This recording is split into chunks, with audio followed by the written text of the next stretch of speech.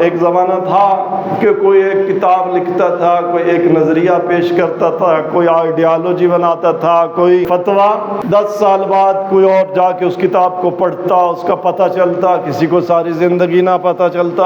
آج global village, آج internet کی سہولت موجود، آج سوشل میڈیا کے پلیٹ فارم موجود، ادھر میں بول رہا ہوں، ابھی بھی اگر بندوبست کر دے ہمارے عزیز تو آن لائن ابھی دنیا کے جس کونے میں جو مجھے سننا چاہے، اسی وقت جیسے آپ سن رہے ہیں عین اسی وقت وہ بھی سن رہا ہے کہ مولانا صاحب خطیب جمعہ کیا فرما رہے ہیں۔ عصر ارتباطات میں مختلف جو آراء ہیں ان کا بازار گرم دینداری میں بھی، ہر حوالے سے بالخصوص دینداری میں، کہ ایک خطیب نے کیا کہا، فلاں نے کیا کہا، اس نے آج کون سی مجلس پڑھی، اس نے کون سی پڑھی، اس نے کیا نظریہ دیا دین کے بارے میں، اس نے کیا دیا، اس نے دین کی کیا تعریف کی، اس نے کیا تعریف کی، اس نے انقلاب کے بارے میں کیا کیا، اس نے کیا کہا، اس نے رہبر کو کیا لقب دیا، اس نے کیا لقب دیا، اور بسا ایک ایسے چہرے کے ساتھ، ایک ایسی شناخت کے ساتھ جو بظاہر ہمیں پسند بھی آتی ہے، تو وہ ایک فتنہ ہے۔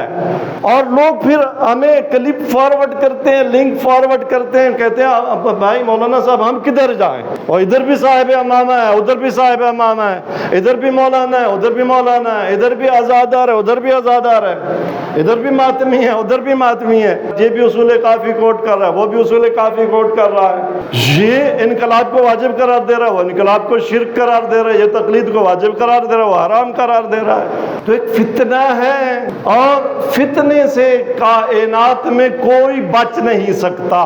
مومن ہو اور چاہے کہ میری زندگی میں فتنہ نہ ہو، یہ نہیں ہو سکتا، اس لیے کہ ارشاد پروردگار ہے، آیا لوگوں کا یہ گمان ہے کہ وہ ایمان کا دعویٰ کریں گے، یہ کہیں گے، یہ کلیم ہوگا ان کا کہ میں مومن ہوں، اور انہیں فتنے میں نہیں ڈالا جائے گا، یہ نہیں ہو سکتا۔ خداوند تبارک تعالیٰ ہر دور میں ہر مومن کو فتنے میں ڈالتا ہے، پھر دیکھتا ہے کہ فتنے میں کون کامیاب ہوتا ہے، فتنے میں کون وہ راستہ اپناتا ہے جو خدا نے بتایا ہے، فتنے سے کون نکلتا ہے، وہ ہے حقیقی مومن۔ جو فتنے میں مبتلا ہو گیا، جو فتنے میں گرفتار ہو گیا، پھنس گیا، اسے معلوم ہونا چاہیے کہ اس کا ایمان کامل نہیں ہے، وہ مومن نہیں ہے۔ اگر ہم یہ چاہیں کہ علماء کا اختلاف ختم ہو جائے، اگر ہم یہ چاہیں کہ سارے ایک ہی بات کر رہے ہوں، یہ نہیں ہوگا۔ ساری انسانیت، سارے مومنین، سارے دیندار ایک دین پر آ جائیں، ایک مکتب پر آ جائیں، ایک نظریے پر آ جائیں، ایک آئیڈیالوجی پر آ جائیں، یہ نہیں ہوگا۔ یہ تب ممکن ہے عصر ظہور میں انشاءاللہ۔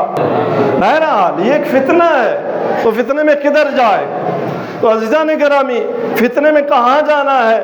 خداوند تبارک تعالیٰ نے واضح رہنمائی کر دی، اہل بیت نے واضح رہنمائی کر دی، قرآن نے آواز دی، ان ھذا القرآن یہدی للتی ہی اقوم۔ اگر فتنہ درپیش ہو، معلوم نہ ہو رہا ہو حق کدھر ہے، باطل کدھر ہے، سچی بات کون کہہ رہا ہے، غلط بات کون کہہ رہا ہے، کس کی دلیل صحیح ہے، کس کی دلیل غلط، تو کوئی لنگر ہے، کوئی پناہ گاہ ہے۔ سرکار نے فرمایا، خود قرآن نے فرمایا، ان ھذا القرآن یہدی للتی ہے اقوم، بے شک یہ قرآن اس راستے کی ہدایت کرتا ہے، اس بات کی طرف ہدایت کرتا ہے، اس آئیڈیالوجی کی طرف ہدایت کرتا ہے، اس ورلڈ ویو کی طرف ہدایت کرتا ہے، للتی ہے اقوم، جس سے بڑھ کر مضبوط، پائیدار، مدلل، ٹھیک، صائب اور کوئی آئیڈیالوجی نہیں ہے، اور کوئی نظریہ نہیں ہے، اور کوئی بات نہیں ہے۔ آؤ ذرا قرآن کی پناہ میں آنا تو سیکھو۔ ہماری مصیبت یہ ہے کہ جو ہماری پناہ گاہ تھی، ہمارا جو مورچہ تھا، ہمیں اس کے دروازے کا بھی نہیں پتا، ہمیں اس کا ناظرہ ہی نہیں آتا، ہمیں اس کا ترجمہ ہی نہیں آتا۔ تو جب تک انسان کو مورچے ہی کا پتہ نہ ہو کہ میری پناہ گاہ کہاں ہے، تو وہ دشمن کے تیر کا شکار ہوگا، اسے گولی لگے گی، وہ فتنے میں مبتلا ہوگا، قرآن کی دربار میں نہیں آیا۔ سرکار فرما رہے ہیں کہ اگر فتنے تمہیں اس طرح سے لپیٹ میں لے لے، جیسے کالی سیاہ رات میں آپ کو ہاتھ سے ہاتھ نظر نہ آ رہا ہو، پتہ نہ چل رہا ہو حق بات کدھر ہے، انقلاب حرام ہے کیا؟ وہ شرک ہے جی، سب سے بدعت گزار اور بڑا کافر نعوذ باللہ خامنہ اور خمینی ہے کیا؟ یہ باتیں آپ کے سوشل میڈیا پہ، تو یہ فتنہ، اس سے نکلنے کے لیے کیا راستہ کیا ہے؟ راستہ قرآن، قرآن کی بارگاہ میں آؤ۔ ثقل اکبر قرآن ہے، اور اس کے مقابلے میں سنت بھی ثقل اصغر ہے۔ ثقلین میں ثقل اکبر قرآن، لہذا قرآن کے مسلمات سے، قرآنی نصوص سے جو بات ثابت ہو جائے اس کے مقابلے میں کبھی سنت نہیں ہو سکتی۔ اگر بظاہر اصول کافی بھی آ جائے، صحیفہ سجادیہ بھی پڑھا جا رہا ہو، استبصار کو بھی کوٹ کیا جا رہا ہو، نہج البلاغہ بھی پڑھا جا رہا ہو، اگر قرآنی مسلمات کے مقابلے میں ہیں تو معصوم نے فرمایا اِنَّ مَا خَالَفَ قَوْلَ رَبِّنَا لَمْ نَقُلْ، آگاروں اگر ہمارے رب کے فرمان کے مقابلے میں اگر کوئی بات آ جائے اور اسے منسوب ہماری طرف کیا جائے، کہا جائے امام صادق نے فرمایا ہے، کہا جائے امام علی نے فرمایا ہے، کہا جائے امام زین العابدین نے فرمایا ہے، نہیں، خبردار، ہم نے وہ بات نہیں کہی۔ اب قرآن کیا کہتا ہے؟ قرآن نے کم و بیش 1,24,000 پیغمبر و انبیاء، ان کی داستانیں، آدم، شیس، ادریس، نوح، ابراہیم، موسیٰ، عیسیٰ، یحییٰ، یعقوب، یوسف، اسماعیل، اسحاق، سلیمان، داؤد، ایک ایک نبی کا قصہ، ان کی رسالت وہ کیا تھی، وہ دنیا میں آئے تو کس کے ساتھ لڑے، ان کا قیام کس کے خلاف تھا، آیا محراب میں فقط نماز پڑھتے رہے، دین سیکولرزم کا نام ہے، ممبر سے کوئی جو ہے انقلابی بات نہیں کرنی، کسی ظالم کے خلاف بات نہیں کرنی، کسی فاسق کے خلاف بات نہیں کرنی، غزہ کے مسلمانوں کے حق میں بات نہیں کرنی، عالم اسلام کے حق میں بات نہیں کرنی، یہ دین ہے۔ پھر 1,24,000 پیغمبر انبیاء کیا کرتے رہے؟ موسیٰ کا بھلا کیا فرعون کے ساتھ جھگڑا تھا؟ حضرت ابراہیم کا نمرود کے ساتھ، حضرت ختمی مرتبت کی جنگیں، سرکار کو غار حرا میں عبادت سے کسی نے روکا تھا؟ وہ جاتے رہتے ساری زندگی غار حرا میں، اپنے گھر میں مصلی توڑ دیتے، قریش مکہ کو کوئی تکلیف نہیں تھی۔